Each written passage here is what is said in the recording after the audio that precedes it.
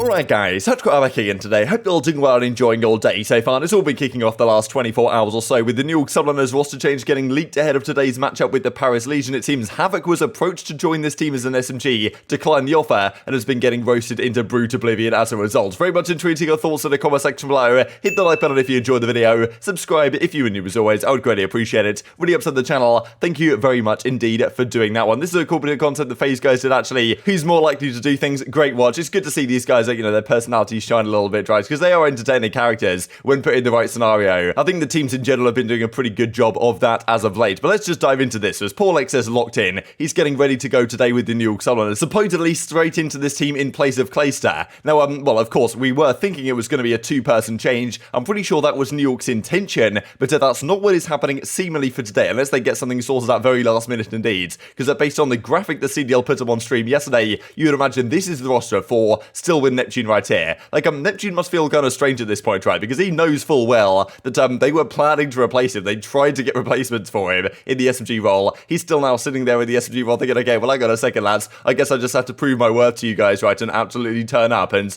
Paulx, I think, had a similar thought process really when he subbed in for London. Like, look, this is my chance to prove I belong in the league. He did exactly that. Gets picked up by New York. Priestahh going to the bench, it does indeed seem. But, New York, at least as of recording, haven't even announced this yet, right? The CDL basically leaked it yesterday, if you guys watched last night's video. But yeah, Neptune must be sitting there thinking, okay, well, I got a second, lads. You tried to get at least 2 replacements for me, but for whatever reason, they decided seemingly to turn down the offer. We'll dive into that here in just a couple of seconds. So, well, firstly, from the Crimsix front, finally he's been starting to tweet again. He's had a little bit of a hiatus from the social media side. Don't really blame him. This is honestly just outrageous, right? Neil has been working with Crim on his internet. One ping at 4,700 downloads, and same with the uploads. Be like, what is this on about? I just don't understand it. The internet I have in this place is the quickest I've ever had in the UK, and it's maybe 70 down 30 up or something, which is honestly fantastic for the UK, I think. But and I'm sure it's not like this all over the States, but just some of these internet speeds you get are just honestly outrageous. I can upload a video in 10 seconds. Crimsix also drops that I am vengeance, I am Fatman. So he's definitely coming back for business. He's coming out for blood. And I imagine he's going to be the main EO on this team. Who really knows what they're planning to do, because Paulx is generally a flex player. I think honestly Crim on their main EO makes a fair bit of sense. They're going to keep the SMGs as they are. But still, for now, that obviously wasn't their plan, right? They were trying to replace Neptune with players that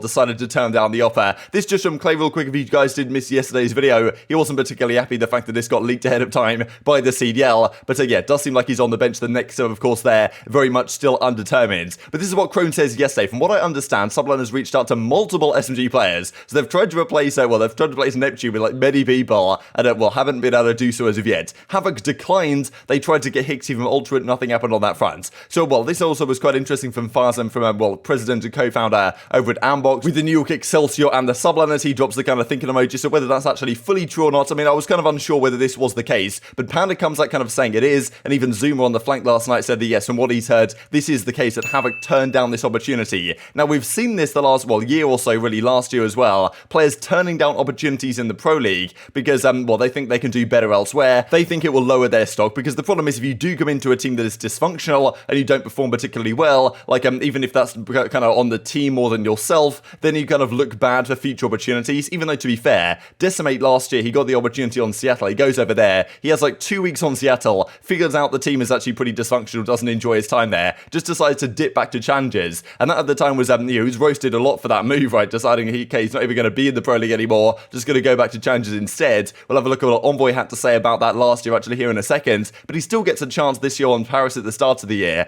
Doesn't really make the most of it. This is what Panda has to say, though. Crimsix, Hydra, and Paulx are getting turned down. That's typical levels of loyalty from the challengers, I guess, because the rumor had it that Havok wanted to bring Kismet with him to the team, and if he couldn't do that, he wasn't going to bother. Look, Hydra is Hydra, right? And Kismet is Kismet at the end of the day. Surely you take the advantage of this opportunity. I don't really understand this, to be honest, from Havok's perspective. We'll have to listen to what Aches and Methods have to say about this here in just a second. But Panda also seems to disagree with Havok's decision here, right? Because as he says, only comment I'll make on this, the last time a challenger got an opportunity like this was an offer being potentially better talent-wise. With Standy, he went on to win Major 5, become an MVP, and to see anyone turn this down bewilders me. That's the thing. At the end of the day, surely the whole point of being in challenges is to get a spot in the Pro League. Yes, the Texas Nation team right now of General, Havok, Kismet, and aBeZy are the best challengers team arguably in history, with the dominance they've had the last few weeks, but still, you're not making any money down there. You're making money on a pro salary contract. You get the chance to play with Hydra, one of the most talented players in the world, Crimsix, the greatest of all time, Paulx, another relatively young player looking to prove himself in from the league, surely this is a chance that you jump at, right? The opportunity to play with some of these guys. And I mean, look, you look last year, for example, London Royal Ravens, pretty tragic team. Afro comes in, one of the superstars of today, and one of the superstars of last year as well. He really turned that team around, showed fantastic potential, despite the fact that the team was still not particularly good. If you are a good player, I'm sure you can actually make this work. So I guess he's going to sit back there and wait for a better opportunity to come on the horizon. Whether it will at all, that's another question mark. But I mean, still, X is not particularly,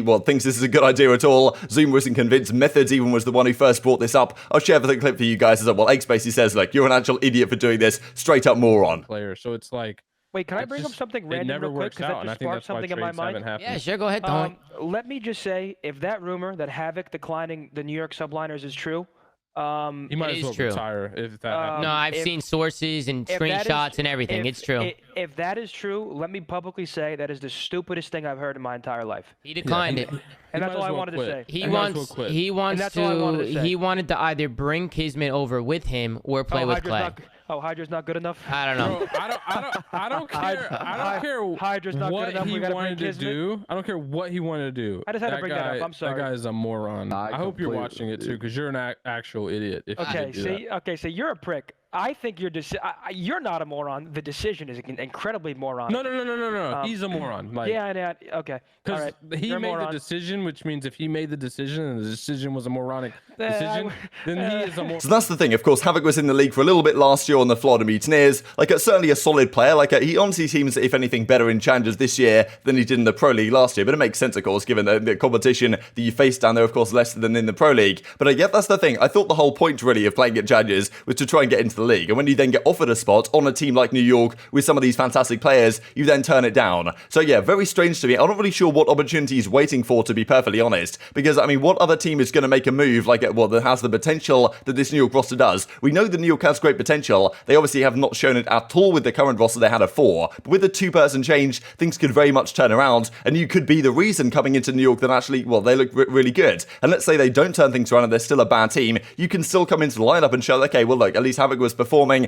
Maybe the other guys, maybe Crim's washed or whatever, like he wasn't playing particularly well. That's how people could look back on this team in a few months' time if the team continues to underperform. But still, you can prove your worth in the Pro League, right? Because a lot of people are going to look at Havok now and think, okay, well, he's dominating challenges. Fair play. He used to be a pro as well. But, what other opportunity is going to be there? Like, Florida might make a move. Minnesota might make a move. There's other teams that he might have a chance on. But are any of those teams, like, certainly going to be better than New York? Like, I'm not necessarily sure they are. And I thought it was funny in relation to this from last year. So Decimate did a very similar thing where he gets the chance on Seattle, decides that he's too good for that team or whatever he decided, not really sure, went back to challenges. And you can see right here, Breaker Boy tweet out some of the elite leaderboards. Decimate has a 1.74 in Search and Destroy. And Envoy says at the time, you got the little league on lock for sure. So basically just roasted this guy and saying, well, look, I got a second, lads. Like, nice KD, but you're down there in the amateur stuff. Like, do it in the pros, then we'll actually take you a little bit more serious. So what do you guys think about Havok's decision here, right? It's a strange one to me. Yes, I'm sure there will be other teams making changes. There might be more opportunities on the horizon, but still, I don't know. As a competitor, you would have thought when you get an opportunity on an organization like this, you probably take advantage of the opportunity. Unless he does just think this team and organization is ultra chalked, or he thinks that, okay, with Hydra there, he's going to get overshadowed, or if he's going to get put into a Royalty Neptune-esque role, that is, an understandable concern. But like, okay, Royalty and Neptune both had horrible stats with an awful KD and a terrible engagement, and if he thinks, okay, they're going to put me in a similar role, then I'll also look bad, just like Royalty did stepping into this team, then I guess I kind of get it from that angle. But I don't know, I feel like you've got to have the confidence in yourself that, you're going to actually step up and perform. Before we dive into the matches going on later today, I did want to mention this because the OpTic guys, of course, last night they had a big victory against the Seattle Surge. Very close fought affair. Today they played the Florida Mutineers. Another difficult matchup, all things considered, where they are sitting right now. Rambo says the following: GG to the Seattle squad. They brought the heat today, even though we got the job done. We have a lot of work to do to get to where we want to be before the major. As always, much love for the support. Sender also said this, I thought was quite interesting.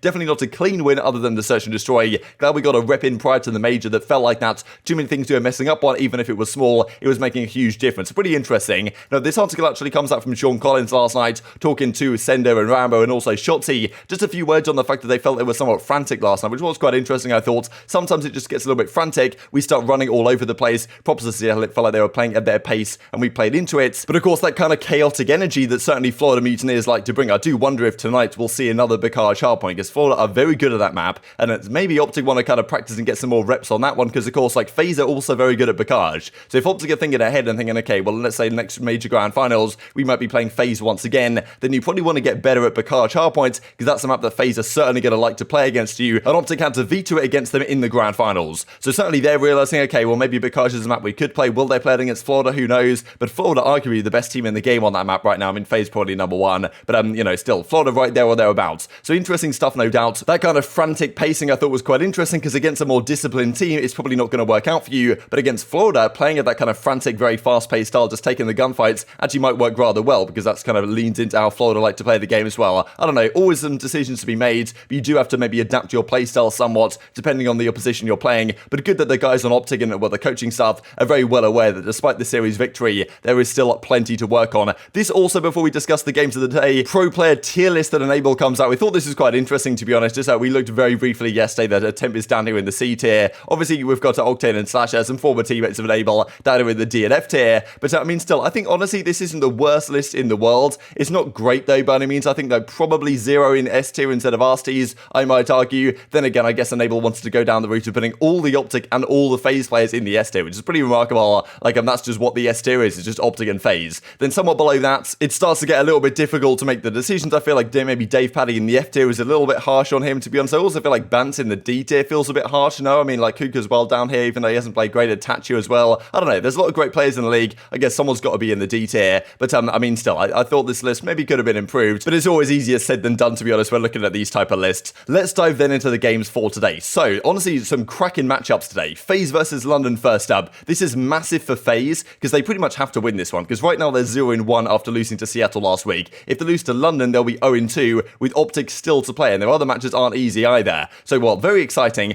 Honestly, I think FaZe will win this one. I feel like London, I'm not sure they match up great against FaZe just because London, I think, can outslay and outskill, frankly, any team apart from OpTic and FaZe. And when they come up against a team like FaZe, we saw them in the lower bracket try to the major. They struggled somewhat. They won that crazy Game 2 Desert Siege with a 5-1 comeback. Outside of that, they got kind of comfortably dealt with. So I think the FaZe have probably very much gone back to the drawing board last weekend and realized, okay, look, these are our mistakes. We're going to come with the fire. Usually, when FaZe lose a series, they come with the fire the next few. So I think they'll take down London here 3-1. Then we've got New York versus Paris. This, honestly, is quite hard to call because Paris looked pretty good yesterday against London. Went up 2-0. And then they've got this new New York squad. Now, honestly, I'm not sure one person change here is going to be enough for New York to win this. I think I might take Paris in a game 5. I don't know about that. I'm honestly unconvinced. I don't know if Jimbo will play quite as well as he did yesterday, but I don't know. I feel like Paris have the fire now. They have some sort of momentum behind them. Yes, they lost a couple of close series. They got reverse swept in, but I'm not really sure. I feel like New York are going to come out here and struggle. If they made a 2-man change, I might be more optimistic, but I'm just still not convinced that this team's going to work with a 1-man move. Then we've got Florida versus OpTic. Another great series to watch because yesterday the Seattle one was very entertaining. Florida so far are also 2-0 as our OpTic Texas. A very big series in terms of seeding here for the major. Now, I think that OpTic will get the job done. I'm going to say a 3-1. I think Mutiny, I honestly think this will be a very close series again. I think the vetoes are going to be very interesting. I think there's who knows what Florida are going to do. Sometimes they turn up, sometimes they certainly don't. But just the way OpTic have been playing lately has been, well, they've been looking somewhat vulnerable. I think that Florida is another 2-0 team. They're going to have all the confidence coming in here, but will eventually fall 3-1 regardless. And then Boston versus Ultra. I guess I haven't really gone for like an upset pick of the day so far. So I think I'm going to take Boston to win this one. They looked fantastic yesterday. I'm not convinced about Ultra. Yes, they did look somewhat better last week, but yeah, I don't know. Boston looked really good yesterday. I think they're improving week on week. Ultra are probably going to come back with the fire in this series, to be honest, after the difficult time they had at the major. But if I had to do power rankings right now, we've probably got Boston about 6th and then maybe Toronto about 4th or something. So I don't think this is an easy series to call by any means. I'm going to take Boston in a 3-1. Very much intrigued to your thoughts on all this stuff in the comment section below. Hope you guys enjoyed the video. If you did enjoy it, hit on the like button. Tell us the YouTube gods this is a good video. I just like you should see it as well. And I've grown the competitive Call of Duty community. Thank you for watching as always. Take care. And I will see you next time.